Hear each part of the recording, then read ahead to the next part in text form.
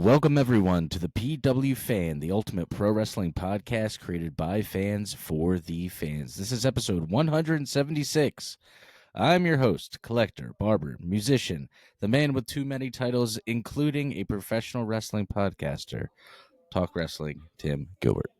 And I'm your host, the architect of pro wrestling podcast, Funko Pop collector, Steelers fans. We just signed Aaron Rodgers, and I'm not happy about it. Booker Andy. I'm also host of the No Selling vs. Indie fan and football lover, Jeremy. Manchester United is big. No, United's biggest fan. No, he was. So Jeremy comes into the shop last week, and he's wearing his Liverpool shirt. And then as he's leaving, I give him a hug, and I'm like, "So you're a big Man U guy, right?" Yeah, I was like, "Are you kidding me?" He's literally wearing the Liverpool shirt. Bubbles in the air. What is that? Blowing bubbles. It's like a what? The song "Blowing Bubbles" that they sing, they chant. Who sings that? Oh, that's West Ham. Oh, what? That's West Ham United. Yeah. They have the bubbles and everything. Bad. Yeah, my bad. Indeed. That's in London. Liverpool, Man U, same thing. No, we're all right. Let's move on. Wales, it's all the same. Wales, it's all the same. Dude, everybody's mad right now. They all just clicked off. All right. Before we get started on today's episode, we ask that you kindly go to youtube.com/the PW Fan Pod, where you please hit that subscribe button, hit that bell. You know what all those influencer guys say. If you want to catch us on normal social media, you can go to Jeremy's facial expressions during that. That is. If you want to go follow us on regular social media or traditional social media, just look up at the PW Fan on Instagram and TikTok. We should pop right up. And for t-shirts, prowrestlingtees.com/the PW Fan. All right, Andy, we got some stuff to talk about. I'm going to pass it over to you. Let's get started today. Alrighty. This week on the PW Fan, we're going to be talking about, it was go-home shows for WWE's Money in the Bank, as well as Money in the Bank we'll be talking about. We'll also be talking about more about R-Truth. And, I guess we're getting ready for All In. I'll find some stuff to talk about with AEW, guys. I write everything down. Funny? You know what's funny with AEW is we've been I've even been it has been great, and then I'm there was the pay-per-view was actually pretty good, and then I feel like they actually have a chance. They always do this every time. I know. I was just about to say I'm this is every time they pull me back in for a month, and I'm never mind. It's like being scorned by your ex-lover. You just learn. You're no more. No Death, more. You are my bitch lover. Death, you are my bitch lover. I'm never doing this again. That's a Wedding Crashers reference for anybody who needs some lore. Yeah, Todd. You tell that mean ocean. Oh my god. Us and our references. All right. We're always good for a few early 2000s references. Yeah, true. All right, let's get into Dynamite this week. Will Ospreay would address the AEW universe, open up the show, talking about how he failed to beat Hangman, or failed to not beat Hangman. That was last week. Failed to unite Hangman and Swerve against Jon Moxley. He said, "It's embarrassing. It's not my brightest idea to try and get Swerve and Hangman on the same page. They actually do hate one another." He also said, they're not the enemy here. The enemy's Jon Moxley. He called out Swerve for a match this coming week to settle their differences. He also talked... Did you catch him saying, the reason why AEW sucks lately is because of Jon Moxley? I was like, damn, you kind of just, even if it's part of the storyline, you're basically... I just don't feel like that's a good thing to say. Yeah. On TV. That's how I feel about it. It's usually... Yeah, you can't, recognize it for your own show. Yeah, it's you can know it. We all know it. You can't say it. Yeah, just make it into a storyline thing. Moving forward, we did have a couple of matches, but I'll get into MJF confronting Will Ospreay backstage. suggesting that Ospreay can't beat either Hangman or neither Hangman nor Swerve. He also emphasized Ospreay would come back talking about MJF's commitment to AEW over personal gain. And then MJF would mention Ospreay's family. The Hurt Syndicate would get involved. There was a silent face-off with Ospreay before both parties left. We had Kenny Omega in the main event defeating Brody King, Claudio Castagnoli, and Mascara Dorada for the AEW International Championship. Post-match, he would have a face-off with Okada because they are having a title-for-title match. Continental Championship and International title are going to, I believe, the plan has been to merge them into one title. I mean, they should, because I don't know. I feel like titles, it's too many. Yeah, too many. And then you have like ROH people with their titles coming onto AEW shows, and it just gets like that was always, I think, a bad idea. I can't tell you, like, if somebody was like, list the AEW belts, I couldn't list them all. No. Way too many. Remember, they used to have 3 shows, and they got rid of Rampage. I'm like, thank God for that too. Rampage, even just an hour, there was nothing ever happening on it. I mean, I think I could get close. Like, it's like trios tag, TBS TNT, the championship, regular tag, Continental, International, men's title. See, that's title. That's where I start to get like lost. And then you got the Owen Hart Foundation title people, and like it's crazy. All right, a couple things from Collision. This was kind of a cool match. Opening match, Will Ospreay defeated Lio Rush. It's kind of a crazy style match. If you remember how Lio Rush wrestles and stuff. Very fast. Oh, I remember. Tim's favorite guy. Ricochet's still trying to scout talent for his entourage that he's trying to build. Ty Mello, Sammy Guevara's wife, she returned to save Anna Jay. Megan Bayne and Penelope Ford were assaulting Anna Jay on the stage, about to throw her off until Ty Mello came out, made a surprise return, attacked both Bayne and Ford. Security would separate them. Ty Mello hasn't been there since January of 2023. She left and had a kid. I believe that was the reason why.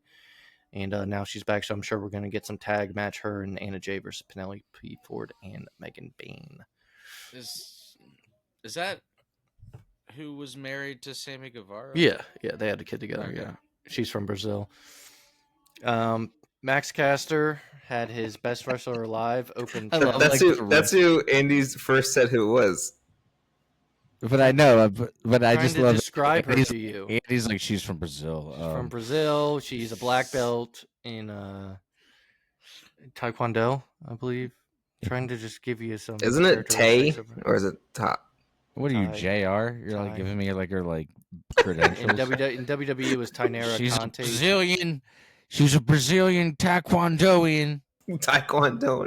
Anyway, Max Caster had his best wrestler alive challenge, which that gimmick is getting over. I don't know if you've noticed it. Everyone's clapping along with, "Let's go, Max! You're the best wrestler alive." Yeah, that's start right. laughing when he's doing it because it's so fucking ridiculous. And he never wins. So Powerhouse Hobbs accepted it, defeated Max Caster. Then what do we? There's a new women's wrestler, Thekla. She's like, who is it? Thekla, not Thekla. No. With 2 C's. I think she's Australian, but they call her like the Spider or something. Yeah, the Spider. Didn't they do that like her debut? She's got a big back. Didn't her debut? Like the lights went out and then came back on. Like and who was she fighting? Jamie Hayter already on the ground. Instead of her like put it. I thought you said Ariana Ground.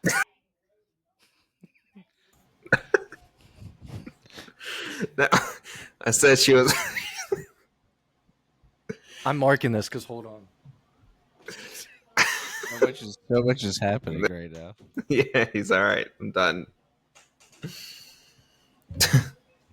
Thickla. Cool. Also, the way Andy said it at first, it sounded like he had like a lisp. He was like, and then, Dude, I've been having an issue with that lately. Like at random times, I'll be like, having a lisp. yeah, Are you dude. serious? Yeah, I'll like joke around and be like, shit, am I having like a stroke? Like randomly, like I'll like have like In a 5, lisp. 4, 3, 2, 1. Thickla. All right. Thicker. Okay. That we're was gonna Ursula's name from The Little Mermaid in high What? school. Thickla. Thick. Oh my god. All right. Let's get into Raw. The Little Go. Mermaid. This is the I most just random watched shit. that, dude. Ursula, dude. Ursula, I remember. Ursula? All right, Raw. No, Andy. Dude. Ursula looks like grandma. Oh. If you knew my grandma. Twins. Even the voice, sadly. Ariel. All right, Raw opening segment. CM Punk and Sami Zayn aligned against Seth Rollins' faction. Punk would address the Tulsa crowd, declaring his intent to win Money in the Bank. Money in the Bank. That's the stuff I've been doing. Money in the You've been Bank doing that? briefcase for a third time. Like my wife made dinner, and I was like, "It's very good." And I'm like, "Why did I say? Why did I say it like that?" She's like, "Your voice is like turning into a baby," and I was like, "I know." That's like, it was like Pathetic. What did you say? How what did you say? Is very Pathetic, good. pathetic. All right. Punk talked about wanting to win Money in Bank for the third time. Said he was going to target Jey Uso and John Cena if he won. Then he delivered a message to Cena, Tim, like this. When I win Money in the Bank, if I so choose, John Cena, I've always had your number. I'm going to come pick at the bones, you little bitch. Don't ever come back, you bitch. That's my favorite video online. What's that from again? That little kid, his mom's filming him and he has a filter on him. He's like, don't ever come back, you bitch. You used to show me it all the time, Tim. Yeah, classic. Sami Zayn would come out, talk about the importance of Punk winning, basically so that Seth Rollins doesn't win. Then we had the last women's Money in the Bank qualifier. Stephanie Vaquer defeated Liv Morgan and Ivy Nile. Finn Balor and JD McDonough would defeat the War Raiders. Did we talk about last week Carlito? Yeah, so no more Carlito. Speaking of the Judgment Day. We will get more into Truth a little later. We had a final promo between Lyra Valkyria and Becky Lynch before their match coming up. Jey Uso and Sami Zayn teamed up to take on Braun Breaker and Bronson Reed. Match ended in disqualification after Rollins interfered, attacking Jey. Punk would rush to the ring, help out Jey and Sami. I believe he came out with a chair. Afterwards, just, yelling and shit of the two, I guess you could call them factions, sides, Jey Uso, Punk, Sami. Backstage, Karrion Kross would confront Sami Zayn. Glad to see he's still around. He accused him of deceiving both the WWE Universe and himself. He challenged Zayn to stop pretending to be, doing a good guy persona and instead embrace his darker side. He dismissed Kross and said basically, he's a different person than he was. But maybe we'll get these two in the future. Yeah, like the reaction that Karrion Kross gets now when it comes out is he should be on TV. I don't know why he's not on there more. Triple H doesn't like people hijacking the creative. He said he's going to listen to the fans, I thought. We'll see. And then the main event, Tim was a little bit conflicted. I was too. CM Punk versus AJ Styles versus El Grande Americano in a men's Money in the Bank ladder match. El Grande Americano. It's crazy. Tim, before we get to the winner, how'd you feel about these guys facing off? It was good. I liked it. I didn't know who to choose, though, and I did call the winner. The winner was El Grande Americano. I thought Said last week. I thought the crowd was going to be more hyped when it was Punk and AJ in the ring, like the first time. I was like, oh, Maybe Maybe we get it was the first time. first time. It was the foist of times. It was It was the the foist of time. It was the foist of times. It was the foist of times. Did you guys hear about? I guess Undertaker had Hornswoggle on his podcast, and they were talking about Tommy Ball. Did you guys see that? no. I thought you were about to say Undertaker had Hornswoggle in his pocket. No, like I guess like no Hornswoggle. Hornswoggle. Like I guess Tommy Ball is this thing that Undertaker and a couple other people made up. Where like, I can't believe they actually did this. Tommy Dreamer would like just chill with his sack hanging out, and they would like, What? throw stuff to see if they Hornswoggle's could sitting hit him there in the like, sack. Tommy, put that away. Oh my god. Called a Tommy Ball. Tommy, get out of here, Undertaker. That's Hornswoggle to me. That's how he sounds. Oh my. He talks. He has a regular voice. He's a man. Yeah, he does talk normally. He's like, no. No, he does You're making him sound like Gollum in Lord of the Rings. Let's get to He'd SmackDown. be like this. He'd be like, Andy, hello, nice He to fucking meet you. hates Peter Dinklage. He does. He took all the roles. Yeah, if you SmackDown guys, SmackDown. Seth Rollins and his group would confront the Bloodline, talking about the upcoming match and how Seth was going to win it and dominate. Bloodline came out solo, Jacob Fatu and JC Mateo. There was a standoff between them until Jimmy Uso would interfere, super kick JC Mateo, Jeff Cobb, clearing the ring of the Bloodline. This led directly into the Jimmy Uso versus JC Mateo match, in which Jimmy Uso would win with a roll-up. We had, this was a weird match, LA Knight defeating Aleister Black by disqualification. Match ended in DQ when Seth Rollins would interfere and attack LA Knight, which I thought was random, but I guess since they're in Money in the Bank together, it made a little bit of sense. Afterwards, Rollins, Breaker, and Reed would assault both LA Knight and Black, making themselves seem dominant before the pay-per-view coming up. We had Tiffany Stratton and Rhea Ripley face off. Tiffany Stratton said, last year I didn't just become the youngest Miss Money in the Bank, I became the it girl of WWE. Rhea would come out, talk about how she's never needed the briefcase. I don't think she's ever even been in the Money in the Bank match. She said, you know, Tiffy, I've never actually been a part of the Money in the Bank match before because the fact is I never had to. I don't know what it feels like to win that contract like you do, but I know what it feels like to be a champion, and I miss that feeling. So kind of made you think that she might win the Money in the Bank coming up. We had main event, John Cena, Logan Paul ambush Cody Rhodes and Jey Uso after a promo segment between the two groups. I hate that Cena is with Logan Paul at all in the segments. He said, take a good look. No one is coming to save them. This is their future. That's what he said after taking them out. After hitting an attitude adjustment on Cody Rhodes, and Logan Paul hit a frog splash on Jey Uso. And that would lead us into Money in the Bank. Can I actually say real quick or I don't know if you guys want to talk about anything from Worlds Collide, but Well, that's okay. Yeah, I was about to get in. I was at least going to mention the main event. If you want to mention Iguana, I mean, mention Iguana. you don't like that. It's silly. But Come on. Well, you know what's funny, actually? Tim, do you know who Iguana is? I saw. Yeah. You know what's funny, though? Is I saw a lot of people, especially on social media and everything, I thought it was funny because you know how like this was kind of like an almost like AEW style show with AAA, and then people were like, Yes, it was. yeah, And Iguana is an AEW gimmick. exactly, yeah. But then a lot of people, because it was WWE and AAA, everyone's like, oh, it's actually pretty cool. Like I saw a lot of people start saying that because it's WWE instead of AEW, and I was like, it's the same thing, guys. So I will say the main event was very good. Vikingo versus Gable for the AAA Mega title. That match was That was a really good Fucking match, crazy. yeah. We've seen Vikingo before plenty of times in AEW. Chad Gable we know is great. He was not El Grande this time.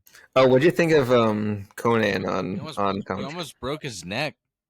Who, Yeah, Gable? yeah, Yeah. Conan on commentary. My friend didn't like him. because he was like too like calm and everything about everything.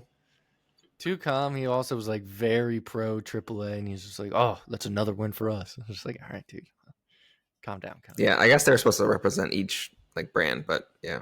He Yeah. was also, it was just funny because Gordon Graves would be like, "Oh my god," and he's like, "Yeah, that was pretty cool." Javito Heat was in the audience. Javito Heat.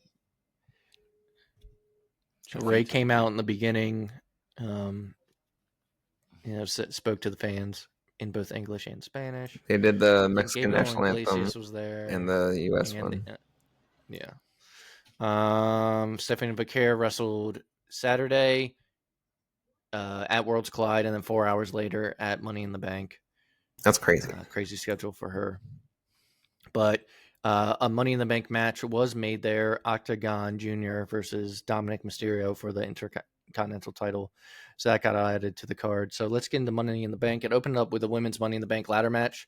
Naomi, Rhea Ripley, Alexa Bliss, Roxanne Perez, Julia, and Stephanie Vicaire.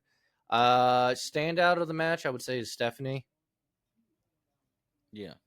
She was awesome. The match itself wasn't a big fan of, even though like the star power I feel like was there. I just didn't think it was all that. I was good. like expecting more. I thought this was going to be better than the men's. Yeah, I mean Naomi did like a spike off the ladder. There was a cool moment, Stephanie and Rhea face to face. I think fans like that potential match. I know I do. Later on, Like, but hell yeah! Look at these two goth girls. Oh my. I called it. Naomi won. This is maybe the best gimmick she's ever had. I'm actually interested in her as a heel.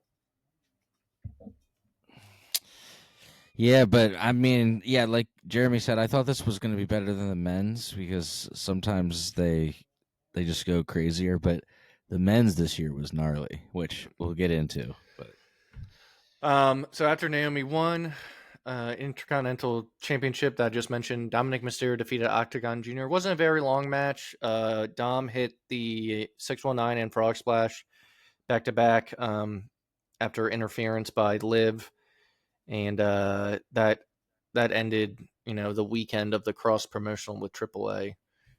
But Dom deserves a long title run. There was no sense of Octagon, but it got more eyes on AAA, so good for them. Kind of a cool down match from the women's Money in the Bank.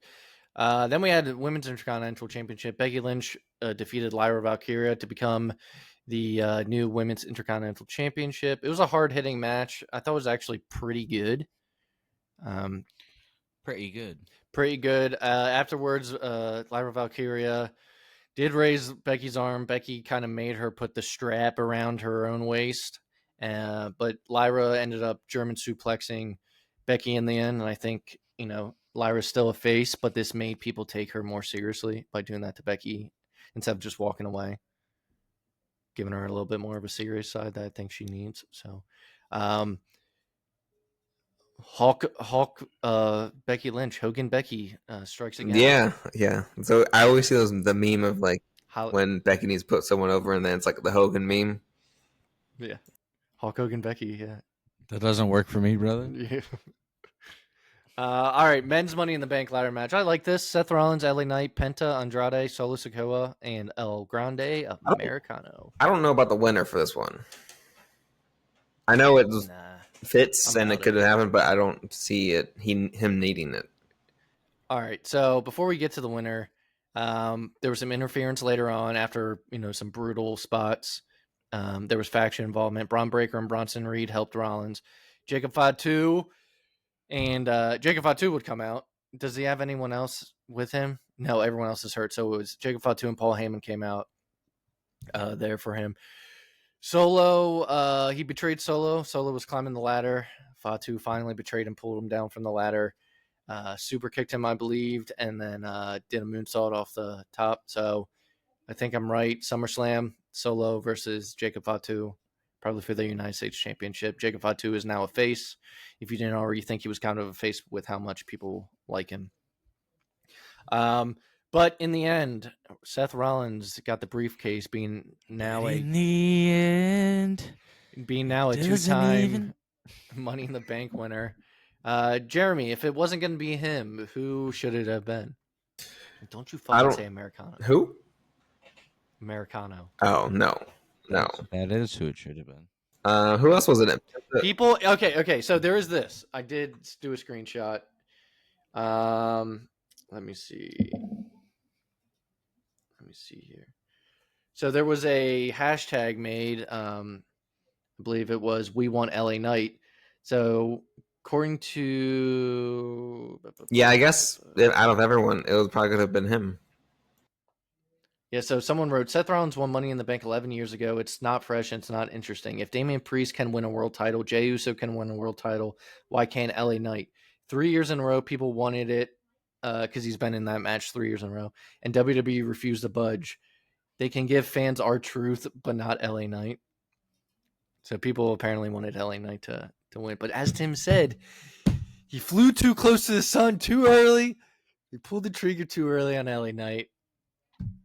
I knew it. I knew it back then when they did that. It was the end. It was when he faced Roman in Saudi Arabia, right? Exactly. Yeah. So do you think it should have been LA Knight then? Shouldn't have been Penta. You took the delicious chicken out of the oven too early. It was still raw. It wasn't ready to eat yet, and then you're paid for it. Now your stummy's hurting. Your stomach? Stomach. Yeah, now your stummy's hurting. It's a technical term. And you're paying for it. But Seth Rollins now has it. Damn, what if like Punk beats Cena at some point and Rollins cashes in and gets the ultimate betrayal? That'd be crazy. But when will they even do that? SummerSlam? I don't know. SummerSlam. I don't know. No one cashed in tonight. But we still had the main event. Or he cashes in at WrestleMania, like he did before. Oh, like do the exact same cash in, the heist of the century. In Las Vegas again. In Las Vegas? I just keep doing that. All right, let's get to the main event. Cody Rhodes and Jey Uso versus John Cena and Logan Paul. I hate Logan Paul. I hate that he did that cool springboard. Also, you know what I hate even more is he'll act like he invented that finisher. spot. He did fuck up like Punk did the one time doing Hangman's clothesline, flipping into the ring. You notice that? He collapsed like Punk. Yeah, people put like a side by side of them. Oh, did they? Yeah, but I think didn't Punk at that time have like a broken foot or something? That was like the night where he like jumped on the guardrail and then he hurt his foot.